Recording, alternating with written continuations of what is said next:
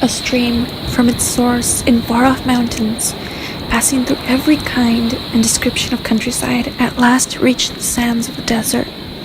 Just as it had crossed every other barrier, the stream tried to cross this, but it found as it ran into the sand, its waters disappeared.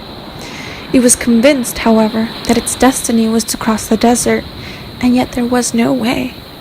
Now a hidden voice coming from the desert itself whispered, "The wind crosses the desert, and so can the stream." The stream objected that it was dashing itself against the sand and only getting absorbed, but the wind could fly, and this was why it could cross by a desert. By hurtling in your own accustomed way, you cannot get across. You will either disappear or become a marsh. You must allow the wind to carry you over to your destination. But how could this happen? By allowing yourself to be absorbed in the wind. This idea was not acceptable to the stream.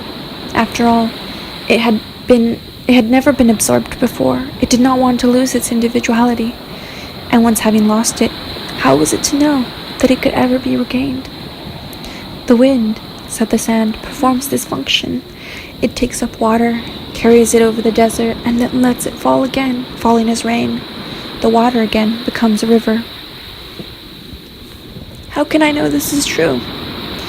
It is so, and if you do not believe it, you cannot become more than a quagmire, and even that could take many, many years, and it certainly is not the same as a stream.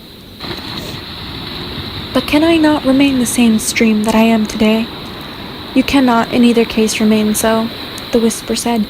Your essential part is carried away and forms a stream again. You are called what you are even today, because you do not know which part of you is the essential one.